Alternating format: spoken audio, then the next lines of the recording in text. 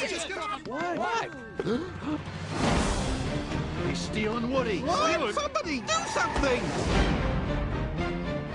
Woody was kidnapped. Woody once risked his life to save me. I couldn't call myself his friend if I weren't willing to do the same.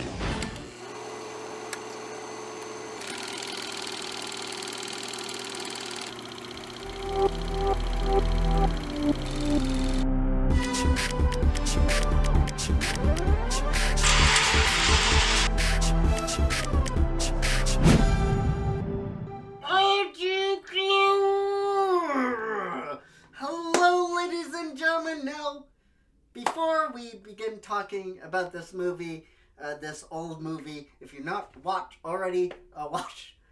Toy Story 2. It's on Disney Plus. So pause this, go and watch the movie, then come back and continue where you left off. So if you're ready, my friend, let's just dive right into our highs. And I'm gonna let you start. All right. This is shocking. Yeah, I know it's shocking. So I'm going to just pass you the Toy Story ball. All right. Thank you very much.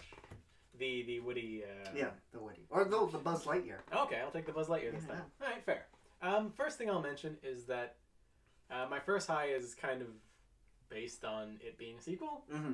We talked about in the previous review how the CG was just getting started. Yeah. And there's a lot of problems they had to work around. So my first high for this is that they got their act together. They knew what worked. They knew what didn't. They figured it all out. They had the money to do it, and everything looks nice. Yeah. It has aged well, and even today, it is an acceptable looking film. Yeah. My first high is going to be the story. I love the story in Toy Story 1, and I love the story in Toy Story 2. A lot of stories, people. A lot of stories. But I love this duality that they gave Woody. Mm-hmm. That, he goes, he gets taken falsely, and he's put in a collection with toys that are from the same family as him, quote unquote. Mm-hmm. The same toy family. And this duality of, I at first I want to go back to Andy, mm-hmm. but all these toys have the same common interest as me, have the same, come from the same toy family. Why don't I, eventually he gets used to his surroundings. It's like, why don't I just stay with these guys? So yeah, Stinky Pete makes some good points. And, I'm very conflicted. And I like that story that we're trying to tell. Mm-hmm. Mm-hmm. And in my opinion, I think for the most part, they succeeded. So that would be my first high. I love the duality that they gave a little bit more depth to the character of Woody. Okay. First, one last thing I want to mention for that first high, that it slipped my mind, is I mentioned this in the first review, that Pixar moved towards making characters humans more cartoony to fit in the CG world. Yeah. And this, you can really see that. Yeah. The old characters still look a little off, but when you look at Al, mm-hmm. when you look at the toy maker he brings in, they're a good example of slightly unreal mm-hmm. people, and it works much better. Mm-hmm. So sorry, I just want to tack that on to my first high. No problem. My second high is similar to yours. I have a differing opinion, actually, in terms of the story. Okay. But I do agree that I really like that Woody's choice mm-hmm. is not as black and white as a lot of kids' movies would make it. Yeah. Specifically, the right choice mm-hmm. of going back to his family. Mm-hmm. It's not just the villain. It's not just the prospector lying to him or deceiving him. Mm-hmm. There's a legitimate reason for him to choose to stay and go to the museum. Yeah. And they bring that up and they address it. Mm-hmm. And it's just, I appreciate that they bothered to do that. Yeah. When a lot of kids' movies could have very well just gotten away with making the villain be liar. Mm-hmm. Be deceitful. Mm-hmm. So yeah, that's going to be my second high, is that they actually made the choice matter, as opposed to just being a trick. Just to tack on what you were saying, I think Pixar is really, really good at making a story that children enjoy, but making it more than face value, more than what it appears. It's very their stories are very sneaky. Mm-hmm. They make these stories that, on face value, yeah, it's this kid's story, but if you watch the movie, it's like, oh my god, there's more here. There's more depth, and that's why Pixar is one of the best at doing these type of movies. That's why they make so much money, and that's why they win these awards. My second high is one quick thing. Okay. Because just to tack on to that thing you tacked on. No, because I just want to say this is that Pixar is from the school of taking a mature story and then kidifying it. Yeah. Which sounds like an insult, but that's a good thing to do. You take a serious, mature story, and you tweak it so that kids can follow it. Yeah. Whereas a lot of studios just start with a nonsense kid story and try to figure out how to make it important. Yeah. And that's kind of, I think, one of the strengths of Pixar is they're working from the correct direction. Sorry, you make it. Okay. My second high is the voice acting cast, but the new character of Stinky Pete. We can call him the Prospector. Yeah, the Prospector. Kelsey Grammer. I just love this character. I love his performance and his subtlety when he there's something he's not telling Buzz, and then when he reveals his full motives, it's like, oh my god, Kelsey Grammer can only be the one doing this. He's such a good actor and such a good voice actor, and I think we were talking about this in the Toy Story review. Pixar does a great job casting voice actors and recognizable actors for all their movies. And I loved the villain of Stinky Pete. Maybe, here's a spoiler, maybe even more than Alonso. We will get to that in the next video. Okay. I'll just say I agree that Kelsey Grammer in particular is a really good voice. He's been typecast kind of as Fraser Crane. He's the guy who is... He is above what he is doing, but he has accepted it. Yeah. And you get that vibe, and it's actually a really good choice, again, for what the Prospector is. Before we were recording, I said Fraser's name. I said Fraser's name.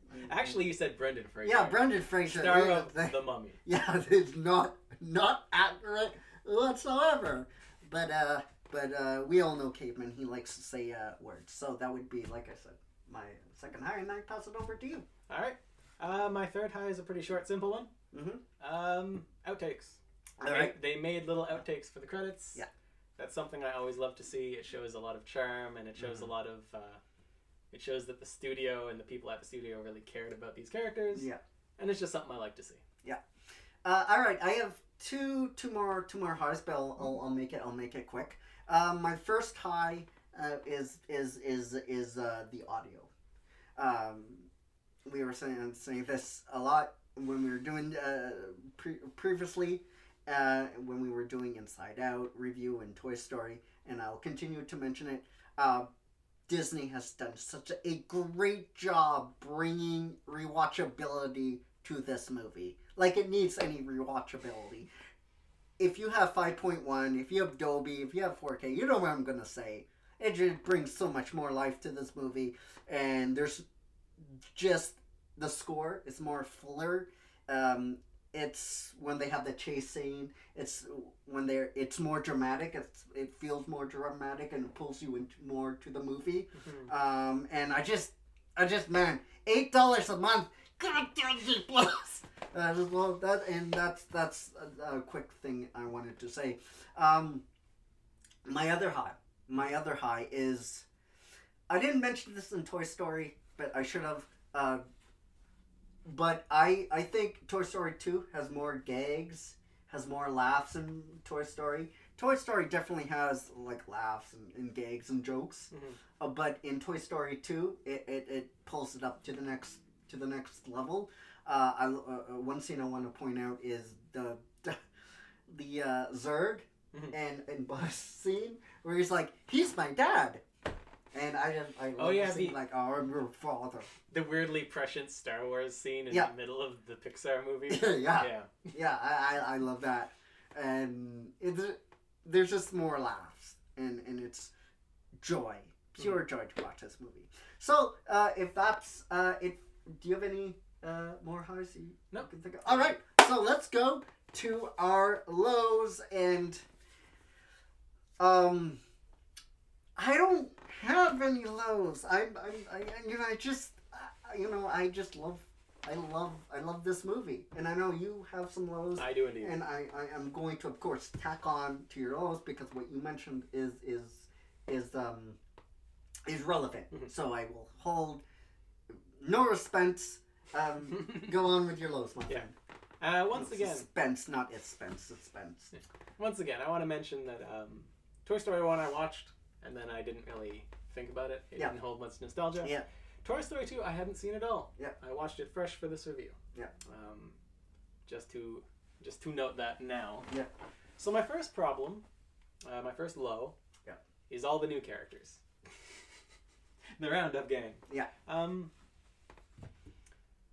I think that one of the problems I had was that they aren't really interacted with in the way that, like, in the first movie you spent a lot of time with Buzz. The whole movie was about him. Yes. To a certain degree.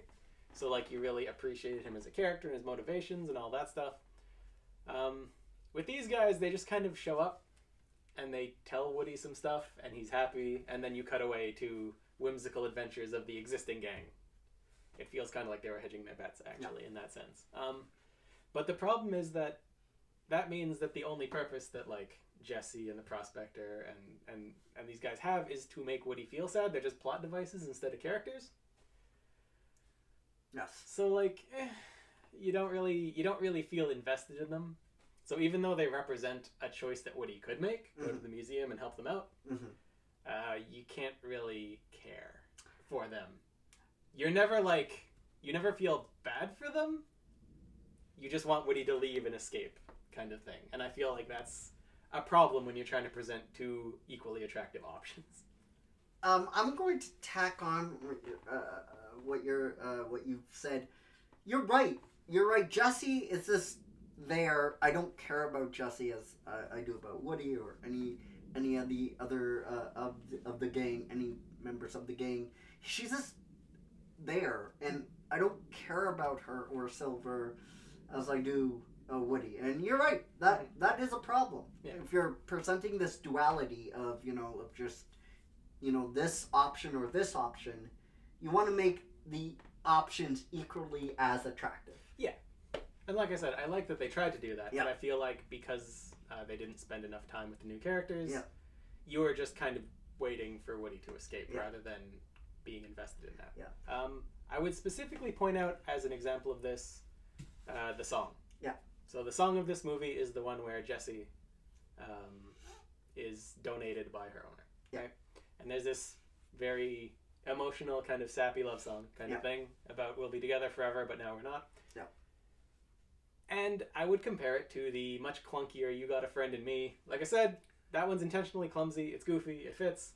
This one, they had to make the song very serious because they knew that we didn't really have any investment in the character, so they couldn't afford to do half measures. They had to like turn on the sap for it to work. Yeah. Which, by the way, that song doesn't work. Yeah, I think when you intentionally make a song sappy just because you're supposed to, we have to make this movie as sappy as we can, once you go down that road, it doesn't work. You're right. Like I said, I just feel like I think they realized that they hadn't put enough character into Jesse, and they're like, well, we have to make the song as obvious as possible, otherwise it's not going to work. Yeah. And I just feel like that's an indicator that they might have realized they messed that up. So yeah, that's my first big low. Right. All the new things. Yeah, all the things, all the new. because that's a sequel thing. I hate all the new things they added. No, it's like I said, I like Al. I like the toy maker. I actually like a lot of the new story. Yeah. I just handled it wrong. I think. So it's not all the things. No, absolutely not. All right. So what's your next low? My other low is the same low I had in the first film, but magnified. Yeah. Which is that the reins are slipping. They're losing control over the rules of toydom. Yep. At least in the first movie, when the toys were sneaking about, it was in the dark. There was no one around. You could kind of jibe this concept of if someone suddenly turned a corner, they'd just have to. Yeah. in this movie, they're moving around in pylons in broad daylight in full view of traffic, causing a 20-car collision. And now, don't get me wrong, I get that the idea is everyone's so distracted by the crashing that they're not looking. Mm-hmm. But that's still like, what are the rules here? Like, when do the toys have to stop moving? Yeah. And it seems minor, but it's like constantly happening throughout the film. They're driving around a toy store making a bunch of noise, a toy store with employees in it that's been established, and like no consequences. Mm-hmm. At the end of the film, you have the fake Buzz Lightyear who still thinks he's real. Yeah. And you have the evil Zurg who also thinks he's real. And the movie just kind of has them walk off into a populated city. Yeah. And they don't bring it up again. Yeah. Like, is that a problem? Is it not? Mm-hmm. At roughly the point that the toys get home by driving a luggage train, yeah, I think is when it really, like, is the official final nail in the coffin. Yeah. You're right. I just want to talk on what you're saying. You're right. I mean, it does pose a problem when you don't explain this. Mm-hmm. It's minor. We're bringing it up because it's minor, but it's kind of not minor. Like in the first movie, like you said, we can excuse it. They're doing things that... Yeah, there's fairy tale logic. Yeah. And it's like you have to let some things slide. Yeah. It's just that I think they're pushing it. Yeah, I would agree. I think they're pushing it as well because what are the rules? You know, I would like to know myself, you know? Just have somebody say something, you know? Just, like, put it in there as a joke, you know? Then we know, okay, these are the rules they have to follow. Now, we're not saying... this movie suffers because of it. It just, we wanted to just throw that out to you guys. I mean, for me, it suffers a little because of that. I will clarify that. Yeah. It's just like... You're right. And it's not that it suffers because of that. It suffers because of... the thing happens before the store opens in the morning. Yeah. They could have just done it at night. Mm-hmm. And then, like, half of my problems would have been excused. Yeah. Because it's night, and then there's a whole bunch of excuses you can use. Yeah.